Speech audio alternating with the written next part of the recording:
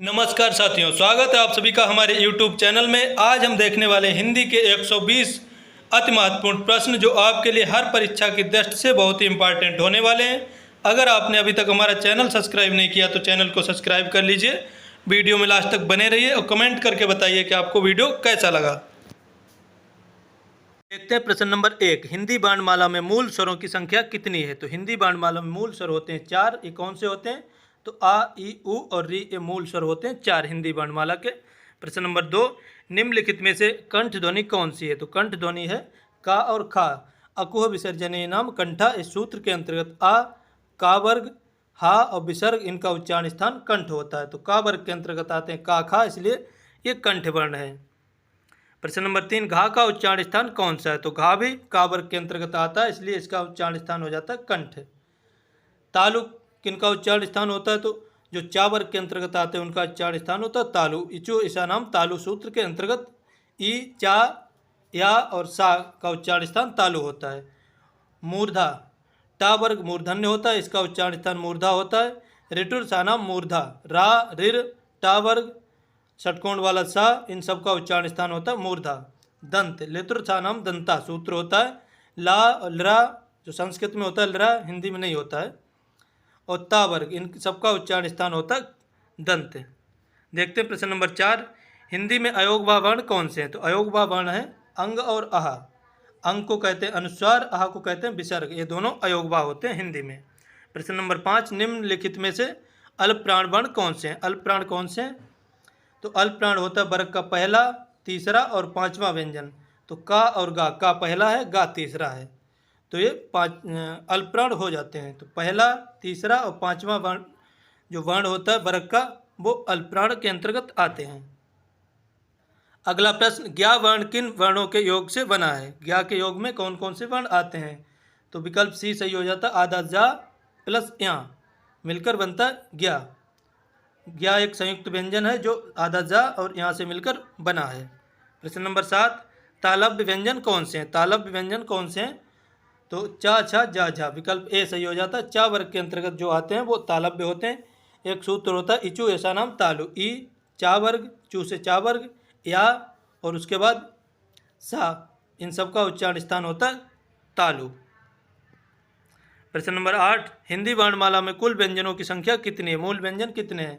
तो मूल व्यंजन है हिंदी में 33। 33 में 25 स्पर्श व्यंजन है जो 5 वर्गों के अंतर्गत आते हैं। का वर्ग, चा वर्ग, टा वर्ग, ता वर्ग और पा वर्ग। उसके बाद यारा लावा अंतस्थ हैं। उसके बाद सा, सा, सा, हा ऊष्म व्यंजन है। कुल मिला के 33 हो जाते हैं। प्रश्न नंबर 9। सा, सा, सा, हा, ये व्यंजन कौन से कहलाते हैं? तो ये ऊष्म या फिर संघर्षी व्यंजन कहलाते हैं। इनके उच्चारण में वायु घर्षण के साथ मुंह से निकलती है। प्रश्न नंबर 10। यारा लावा व्यंजनों को क्या कहते हैं? तो यारा लावा व्यंजनों को कहते हैं अंतस्थ व्यंजन। स्वर और व्यंजन के मध्य होने के कारण इनको अंतस्थ व्यंजन कहते हैं। स्वर और व्यंजनों के बीच की कड़ी है यारा लावा। अगला प्रश्न देखते हैं। बुढ़ापा शब्द में कौन सी संज्ञा है? तो बुढ़ापा शब्द में हो जाती भाववाचक संज्ञा। बुढ़ापा एक गुण अथवा अवस्था या भाव को दर्शाता है, इसलिए भाववाचक संज्ञा हो जाती है। देखते हैं प्रश्न नंबर 12। गंगा शब्द में कौन सी संज्ञा है? तो गंगा शब्द में हो जाती व्यक्तिवाचक संज्ञा। विशेष नदी के नाम का बोध होता है, इसलिए यहाँ पर व्यक्तिवाचक संज्ञा होती है। प्रश्न नंबर 13। निम्नलिखित में से कौन सा शब्द जातिवाचक संज्ञा है? जातिवाचक संज्ञा कौन सा है? तो पर्वत जो शब्द है वो जातिवाचक संज्ञा है, जिससे पूरी पर्वत जाति का बोध होता है। हिमालय व्यक्तिवाचक संज्ञा है क्योंकि हिमालय एक ही है। मिठास ये भाववाचक संज्ञा है। राम ये व्यक्तिवाचक संज्ञा है। प्रश्न नंबर 14। सच्चरित्रता किस मूल शब्द से बना है? तो ये मूल शब्द से बना है जो शब्द है चरित्र। चरित्र मूल शब्द, इसमें सत प्रत्यय लगाकर और ता, सत उपसर्ग लगाकर और ता प्रत्यय लगाकर शब्द को बनाया गया है। प्रश्न नंबर 15। दल और सभा शब्दों में कौन सी संज्ञा है? दल और सभा शब्दों में समूहवाचक संज्ञा है। व्यक्तियों या वस्तुओं के समूह का बोध कराते हैं उनको समूहवाचक संज्ञा कहते हैं। अगला प्रश्न। सोना और चांदी में कौन सी संज्ञा है? तो सोना और चांदी में द्रव्यवाचक संज्ञा है। मापी तौली जाने वाली वस्तुएं या धातुएं जिनको हम द्रव्यवाचक संज्ञा के अंतर्गत रखते हैं। प्रश्न नंबर 17। कवि शब्द में कौन सी संज्ञा है? तो कवि शब्द में जातिवाचक संज्ञा है। कवि संपूर्ण वर्ग या जाति का बोध कराता है, इसलिए जातिवाचक संज्ञा हो जाती है। मिठास शब्द में कौन सी संज्ञा का भेद है? तो मिठास शब्द में भाववाचक संज्ञा हो जाएगी। मिठास स्वादात्मक अनुभव या फिर भाव है, इसलिए यहाँ पर भाववाचक संज्ञा हो गई। प्रश्न नंबर 19, राज्यपाल में कौन सी संज्ञा? तो राज्यपाल में जातिवाचक संज्ञा है। पद का नाम या जाति का नाम जातिवाचक संज्ञा के अंतर्गत आता है। प्रश्न नंबर 20, बचपन शब्द किस प्रकार की संज्ञा है? तो बचपन शब्द ये भाववाचक संज्ञा है। बाल्यावस्था के भाव का बोध होता है बचपन शब्द से, इसलिए यहाँ पर भाववाचक संज्ञा होती है। हिंदी में कुल कितने सर्वनाम मूल शब्द हैं? तो हिंदी में कुल 11 मूल सर्वनाम शब्द हैं। ये कौन से हैं? तो मैं, तू, आप, यह, वह, जो, सो, कोई, कुछ, कौन, क्या, ये सब 11 मूल शब्द हैं हिंदी में सर्वनाम के। सर्वनाम के कुल कितने भेद होते हैं? तो सर्वनाम के कुल 6 भेद होते हैं। पुरुषवाचक सर्वनाम, निश्चयवाचक, अनिश्चयवाचक, संबंधवाचक, प्रश्नवाचक और निजवाचक, ये 6 मुख्य भेद होते हैं सर्वनाम के। अगला प्रश्न, आप भला तो जग भला, ये अशुद्ध है थोड़ा, आप भले तो जग भला होता है। में आप कौन सा सर्वनाम है? तो आप हो जाता है निजवाचक सर्वनाम। स्वयं के अर्थ का प्रयोग होने के कारण यहाँ पर निजवाचक सर्वनाम हो जाता है। आप या फिर खुद जो शब्द हैं यहाँ पर आते हैं तो निजवाचक सर्वनाम हो जाता है। कोई आ रहा है, वाक्य में कोई किस प्रकार का सर्वनाम है? तो कोई अनिश्चयवाचक सर्वनाम है। अनिश्चित व्यक्ति का बोध होने के कारण अनिश्चयवाचक सर्वनाम यहाँ पर होता है। यह मेरी पुस्तक है में यह सर्वनाम का कैसा भेद है? कौन सा भेद है? तो यह निश्चयवाचक सर्वनाम का भेद है। यह और वह, ये निश्चयवाचक सर्वनाम के भेद होते हैं। निश्चित वस्तु की ओर संकेत किया जाता है, इसलिए यहाँ पर निश्चयवाचक सर्वनाम हो जाता है। जो करेगा सो भरेगा में रेखांकित शब्द क्या है?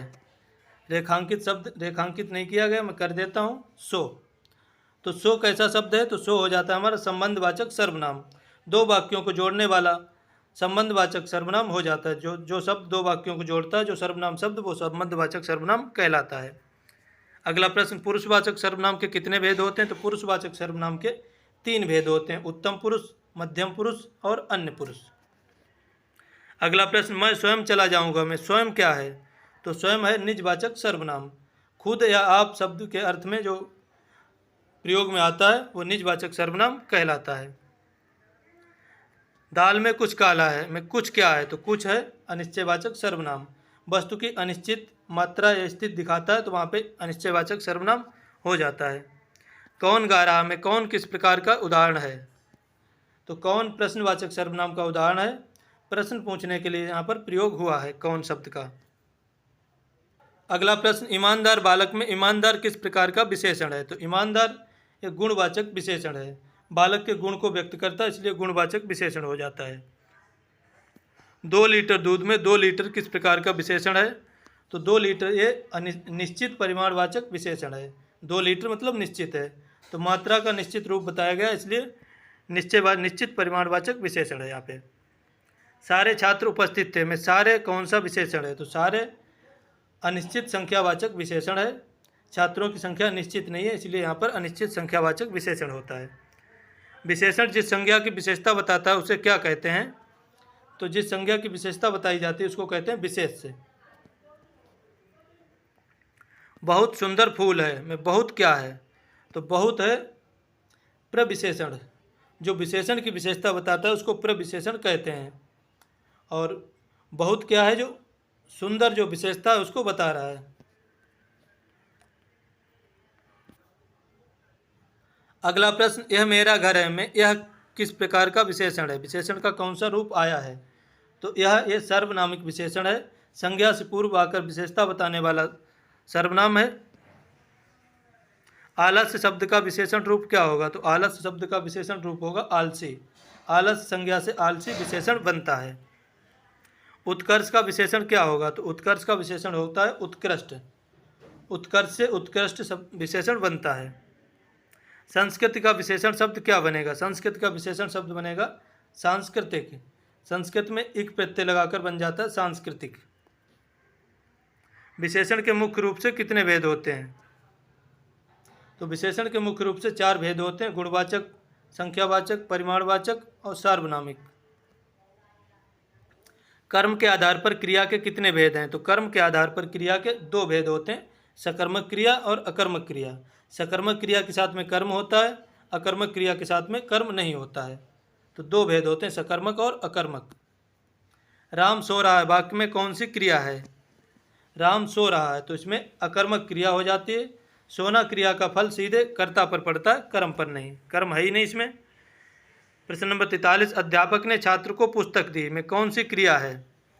तो यहाँ पर द्विकर्मक क्रिया है। छात्र जो है वो गौड़ कर्म है और मुख्य कर्म है पुस्तक, तो द्विकर्मक क्रिया यहाँ पर हो जाती है। जब कर्ता स्वयं कार्य ना करके किसी अन्य से करवाता है तो क्रिया कहलाती है। तो क्रिया कहलाती है प्रेरणार्थक क्रिया, जैसे लिखवाना, पढ़वाना आदि। वह पढ़कर सो गया में पढ़कर किस प्रकार की क्रिया है? तो पढ़कर यह पूर्वकालिक क्रिया हो जाती है। मुख्य क्रिया से पहले समाप्त होने वाली क्रिया को पूर्वकालिक क्रिया कहते हैं। अब देखते हैं अगला प्रश्न, दयानंद में प्रयुक्त संधि का नाम क्या है? तो दयानंद में प्रयुक्त संधि का नाम है दीर्घ संधि, दीर्घ स्वर संधि। दया प्लस आनंद बराबर दयानंद। प्रश्न नंबर 47, कपीस में प्रयुक्त संधि कौन सी है? तो कपीस में प्रयुक्त संधि है दीर्घ संधि। दीर्घ संधि स्वर संधि के अंतर्गत आती है। तो कपि धन ईस बराबर कपीस, छोटी और बड़ी मिलकर बड़ी हो जाती है। यहाँ पर आकाशवाणी दीर्घा के अंतर्गत दीर्घ संधि होती है। सदैव शब्द में कौन सी संधि है? सदैव शब्द में वृद्धि संधि हो जाती है। सदा प्लस ए बराबर सदैव, बड़ा आ और ए मिलकर अय हो गया। प्रश्न नंबर 49, पवन शब्द का सही संधि विच्छेद क्या होगा? तो पवन शब्द का सही संधि विच्छेद है पो प्लस अन बराबर पवन। यहाँ पर अयादि संधि हुई है। अयादि संधि का सूत्र होता है एचो एव यावा।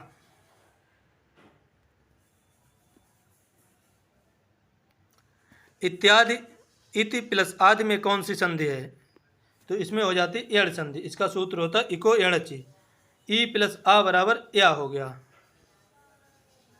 चौराहा में कौन सा समास है? तो चौराहा में द्विगु समास हो जाता है, क्योंकि पहला पद यहाँ पर संख्यावाची है, चार राहों का समूह, इसलिए यहाँ पर द्विगु समास होता है।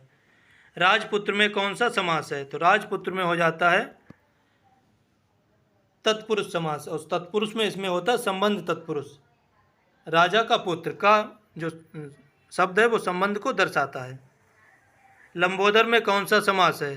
तो लंबोदर में बहुब्रीहि समास हो जाता है। लंबा उदर है जिसका अर्थात गणेश जी, जहाँ पर तीसरा पद प्रधान होता है वहाँ पर बहुब्रीहि समास होता है। प्रश्न नंबर 54, माता पिता शब्द में कौन सा समास है? तो माता पिता शब्द में द्वंद्व समास है। जहाँ पे दोनों पद प्रधान होते हैं वहाँ पे द्वंद्व समास होता है, और द्वंद्व समास में दोनों शब्द योजक चिन्ह के द्वारा जुड़े होते हैं। माता और पिता के बीच में जो चिन्ह लगा है वो योजक चिन्ह है। यथाशक्ति में कौन सा समास है? तो यथाशक्ति में अव्ययी भाव समास है। यहाँ पर प्रथम पद अव्यय है, जो यथा है वो अव्यय है, इसलिए यहाँ पर अव्ययी भाव समास होता है। अत्यंत शब्द में कौन सा उपसर्ग लगा है? तो अत्यंत शब्द में अति उपसर्ग लगा है। अति प्लस अंत बराबर अत्यंत, एण संधि हो जाती है यहाँ पर। अभिमान शब्द में उपसर्ग पहचानिए। अभिमान शब्द में अभि उपसर्ग लगा है और मुख्य शब्द है वो मान है, तो अभि प्लस मान बराबर अभिमान। अपमान में कौन सा उपसर्ग है? अपमान में उपसर्ग है अप। अप का अर्थ होता है बुरा या फिर हीन, तो अप प्लस मान बराबर अपमान। अगला प्रश्न, सुपुत्र में उपसर्ग क्या है? सुपुत्र में उपसर्ग है सु। सु प्लस पुत्र बराबर सुपुत्र। सु का अर्थ होता है अच्छा। अगला प्रश्न, प्रतिकूल शब्द में कौन सा उपसर्ग है? प्रतिकूल शब्द में प्रति उपसर्ग है और कूल शब्द है, तो प्रति प्लस कूल बराबर प्रतिकूल। मिठास शब्द में कौन सा प्रत्यय लगा है? तो मिठास शब्द में जो प्रत्यय लगा है वो है आस, तो मीठा प्लस आस बराबर मिठास। लेखक शब्द के अंत में कौन सा प्रत्यय लगा है? तो लेखक शब्द में अक प्रत्यय लगा है। लिख प्लस अक बराबर हो जाता है लेखक। कृदंत प्रत्यय किन शब्दों के साथ जुड़ते हैं? तो कृदंत प्रत्यय जो जुड़ते हैं वो क्रिया के साथ जुड़ते हैं। क्रिया या फिर धातु के अंत में लगने वाले प्रत्यय को कृदंत प्रत्यय कहते हैं। साहित्यिक शब्द में कौन सा प्रत्यय है? साहित्यिक शब्द में इक प्रत्यय है। साहित्य प्लस इक बराबर साहित्यिक। बचपन में कौन सा प्रत्यय है? बचपन में कौन सा प्रत्यय है? तो बचपन में पन प्रत्यय लगा है। बच्चा प्लस पन बराबर बचपन। सूर्य का पर्यायवाची शब्द निम्न में से कौन सा नहीं है? तो सूर्य का पर्यायवाची कौन सा नहीं है? तो दिनकर, दिवाकर, भानु ये सब सूर्य के पर्यायवाची हैं। मयंक ये सूर्य का पर्यायवाची नहीं, मयंक चंद्रमा का पर्यायवाची है। कमल का पर्यायवाची कौन सा शब्द है? तो कमल का पर्यायवाची शब्द है नीरज। नीर प्लस जा, मतलब नीर में जल में जन्मा। नीर का अर्थ होता है जल, जा से जन्मा, तो जल में होता है वो नीरज कहलाता है। तो बादल जो है वो बादल शब्द है ही बादल। व्योम आकाश का पर्यायवाची, अंबर आकाश का पर्यायवाची, अंबर कपड़े का पर्यायवाची भी होता है, तो इसमें नीरज हो जाता है, विकल्प ए सही। अगला प्रश्न, पवन पावक किसका पर्यायवाची है? तो पावक ये अग्नि का पर्यायवाची है। हवा का पर्यायवाची शब्द कौन सा है? तो हवा का पर्यायवाची शब्द समीर। सलिल जल का पर्यायवाची, अनल आग का पर्यायवाची, सुधा अमृत का पर्यायवाची है। अमृत का पर्यायवाची शब्द पहचानिए, तो अमृत का पर्यायवाची शब्द सुधा। इसके और पर्यायवाची सुधा, पीयूष, सोम, अमी, अमृत आदि होते हैं।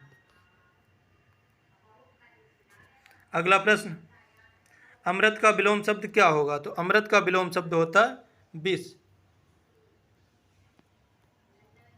उत्थान शब्द का विलोम शब्द क्या है? तो उत्थान शब्द का विलोम शब्द होता है पतन। अर्वाचीन, ये गलत लिखा है, आप इसको पढ़िए। अर्वाचीन का सही विलोम क्या है? तो अर्वाचीन का सही विलोम होता है प्राचीन, विकल्प ए सही होता है। अनुराग का विलोम क्या होगा? तो अनुराग का विलोम हो जाता है विराग, विकल्प ए सही होता है। मूक का विलोम क्या होता है? तो मूक का विलोम होता है वाचाल। मूक का अर्थ होता है ना बोलने वाला, और वाचाल का अर्थ होता है बहुत ज़्यादा बोलने वाला। जो सब कुछ जानता हो के लिए एक शब्द क्या होगा? तो जो सब कुछ जानता है उसके लिए एक शब्द होता है सर्वज्ञ। जो कम जानता है उसके लिए अल्पज्ञ होता है, जो जानता है उसके लिए अज्ञ होता है, जो बहुत जानता है उसके लिए बहुज्ञ होता है। और सर्वज्ञ जो सब कुछ जानता है उसके लिए प्रयोग होता है शब्द सर्वज्ञ। जिसका कोई शत्रु ना जन्मा हो उसके लिए एक शब्द कौन सा है? तो अजात शत्रु। जिसका कोई शत्रु ना जन्मा हो उसको अजात शत्रु कहते हैं। जिसकी उपमा ना दी जा सके उसको कहते हैं अनुपम, विकल्प ए सही होता है। अगला प्रश्न, जो ईश्वर में विश्वास रखता हो उसको क्या कहते हैं? तो उसको कहते हैं आस्तिक। जो विश्वास नहीं रखता उसको नास्तिक कहते हैं। अनुकरण करने योग्य को क्या कहते हैं? अनुकरण करने योग्य को अनुकरणीय कहते हैं, विकल्प ए सही होता है।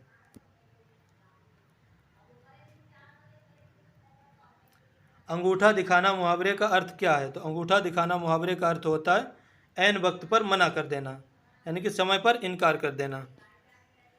आँखों का तारा होना का सही अर्थ क्या है? तो आँखों का तारा होना का अर्थ है अत्यधिक प्रिय होना, बहुत प्यारा होना। ईंट का जवाब पत्थर से देना का अर्थ क्या है? तो कड़ा मुकाबला करना, किसी की दुष्टता का करारा जवाब देना। कान भरना का अर्थ क्या होता है? तो कान भरना का अर्थ होता है चुगली करना, किसी के विरुद्ध भड़काना या फिर चुगली करना, मतलब कान भरना। गूलर का फूल होना का अर्थ क्या है? तो दुर्लभ होना या ना दिखना गूलर का फूल होने का अर्थ होता है, अत्यंत अप्रत्यक्ष या फिर दुर्लभ वस्तु होना। श्रृंगार रस का स्थायी भाव क्या है? तो श्रृंगार रस का स्थायी भाव होता है रति, विकल्प ए सही होता है। श्रृंगार रस का स्थायी भाव रति या फिर प्रेम होता है। वीर रस का स्थायी भाव क्या होता है? तो वीर रस का स्थायी भाव होता है उत्साह। युद्ध या कठिन कार्य हेतु मन का उत्साह। करुण रस का स्थायी भाव क्या होता है? तो करुण रस का स्थायी भाव होता है शोक। इष्ट वस्तु के विनाश पर शोक उत्पन्न होता है, जहाँ पर करुण रस होता है। रसों की संख्या भरत मुनि के अनुसार कितनी मानी गई? तो भरत मुनि के अनुसार रसों की संख्या 8 मानी गई है। भरत मुनि ने नाट्य शास्त्र में 8 रस माने हैं। शांत रस का स्थायी भाव क्या होता है? तो शांत रस का स्थायी भाव होता है निर्वेद या फिर सम। चौपाई छंद के प्रत्येक चरण में कितनी मात्राएं होती हैं? चौपाई छंद के प्रत्येक चरण में 16 मात्राएं होती हैं, और चौपाई एक सममात्रिक छंद होता है। दोहा छंद के पहले और तीसरे चरण में कितनी मात्राएं होती हैं? तो दोहा के पहले और तीसरे चरण में 13-13 मात्राएं होती हैं, और दूसरे और चौथे में 11-11 मात्राएं होती हैं। सोरठा छंद किसका ठीक उल्टा है? तो सोरठा छंद दोहा का ठीक उल्टा होता है, विकल्प ए सही होता है। इसमें पहले और तीसरे चरण में 11 मात्राएं होती हैं, दूसरे और चौथे में 13-13 मात्राएं होती हैं। रोला छंद के प्रत्येक चरण में कितनी मात्राएं होती हैं? तो रोला छंद के प्रत्येक चरण में 24 मात्राएं होती हैं। रोला भी एक सममात्रिक छंद है, और दोहा और सोरठा अर्ध सममात्रिक छंद होते हैं। अगला प्रश्न, छंद शास्त्र के आदि प्रणेता कौन माने जाते हैं? छंद शास्त्र के प्रणेता माने जाते हैं पिंगल ऋषि, इसलिए छंद शास्त्र को पिंगल शास्त्र भी कहा जाता है। कनक कनकते सौगुनी मादकता अधिकाय में कौन सा अलंकार है? तो यहाँ पर यमक अलंकार हो जाता है। कनक शब्द 2 बार आया, 2 बार में एक एक के अर्थ अलग हैं। कनक का अर्थ धतूरा है पहले का, दूसरे का सोना। अगला प्रश्न, चरण कमल बंधो हरिराई में कौन सा अलंकार है? तो इसमें अलंकार हो जाता है रूपक। चरणों पर कमल का अभेद आरोप किया गया, इसलिए यहाँ पर रूपक अलंकार हो जाता है। रहीमन पानी राखिए बिन पानी सब सून में कौन सा अलंकार है? तो यहाँ पर श्लेष अलंकार हो जाता है। पानी शब्द एक बार आया है लेकिन 3 अर्थ दे रहा है। कौन से? इज्जत, चमक और जल। पीपर पात सरिस मंडोला में कौन सा अलंकार है? तो यहाँ पर उपमा अलंकार हो जाता है। मन की तुलना पीपल के पत्ते से की गई, इसलिए उपमा अलंकार है। सरिस यहाँ पर वाचक शब्द आया है। जनु मनु जानो मानो किस अलंकार की पहचान है? तो ये उत्प्रेक्षा अलंकार की पहचान होते हैं। इसमें वाचक शब्द आते हैं जनु जानो मनु मानो आदि। संभावना व्यक्त करने हेतु वाचक शब्द आते हैं, वहाँ पर उत्प्रेक्षा अलंकार होता है। अगला प्रश्न, हिंदी में वचन कितने प्रकार के होते हैं? तो हिंदी में वचन 2 प्रकार के होते हैं, एक वचन और बहुवचन। संस्कृत में 3 होते हैं, एक वचन, द्विवचन और बहुवचन। कवि का स्त्रीलिंग रूप क्या होगा? तो कवि का स्त्रीलिंग रूप होता है कवयित्री। बी विकल्प सही हो जाता है। और ए और बी एक ही जैसे हैं, तो ए और बी दोनों को मान सकते हैं, कोई भी। सही वर्तनी कवयित्री है, जो ए और बी दोनों में दिया गया है। साधु का स्त्रीलिंग शब्द क्या होगा? तो साधु का स्त्रीलिंग होता है साध्वी। पेड़ से पत्ता गिरा में कौन सा कारक है? तो पेड़ से पत्ता गिरा, इसमें अपादान कारक है। संस्कृत में सूत्र होता है ध्रुवम पाए अपादानम। अलग होने के अर्थ में पंचमी विभक्ति अपादान कारक हो जाता है। राम ने रावण को मारा में किस कारक का कौन सा कारक चिन्ह है? तो यहाँ पे कर्ता कारक हो जाएगा राम में, और रावण में हो जाएगा कर्म कारक। राम ने तो कर्ता कारक, रावण को तो कर्म कारक हो जाएगा। तो यहाँ पर राम की बात की गई, तो यहाँ पे कर्ता कारक है, प्रथमा विभक्ति। अगला प्रश्न,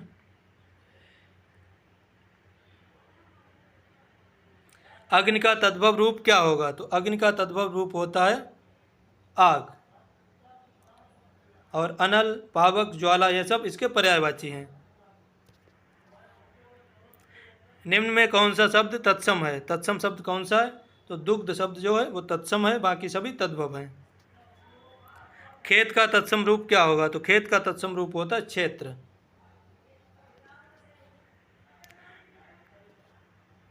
लौटा, लौटा नहीं यहाँ पे होगा लोटा,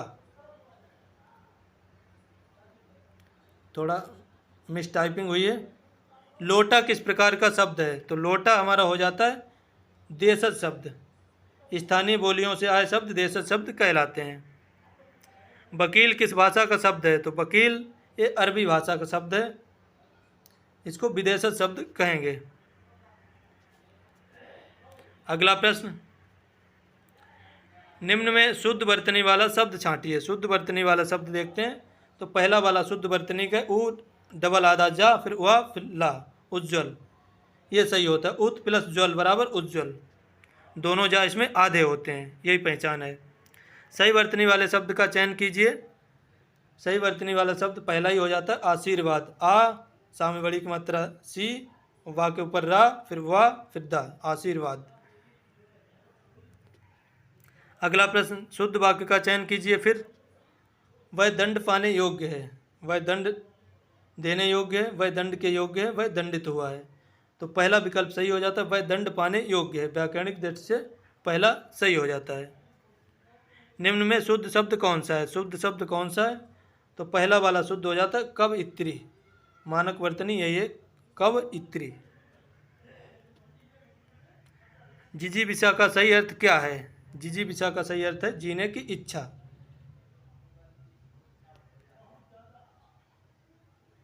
अगला प्रश्न, गोदान उपन्यास के लेखक कौन है? तो गोदान उपन्यास के लेखक हैं मुंशी प्रेमचंद। प्रेमचंद की कालजयी रचना इसको माना जाता है, गोदान उपन्यास को। कामायनी महाकाव्य के रचयिता कौन है? तो कामायनी महाकाव्य के रचयिता हैं जयशंकर प्रसाद। ये छायावाद के उन्नायक कहे जाते हैं। छायावाद इन्हीं से शुरू होता है।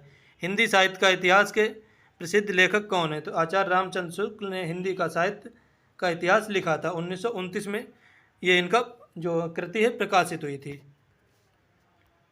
रामचरितमानस की रचना किस भाषा में हुई? तो रामचरितमानस की रचना अवधी भाषा में हुई, जो गोस्वामी तुलसीदास ने की थी। कुरुक्षेत्र एवं उर्वशी किसकी प्रसिद्ध काव्य कृतियाँ हैं? तो रामधारी सिंह दिनकर की प्रसिद्ध काव्य कृतियाँ कुरुक्षेत्र और उर्वशी। इनको राष्ट्रकवि के रूप में जाना जाता है, रामधारी सिंह दिनकर को।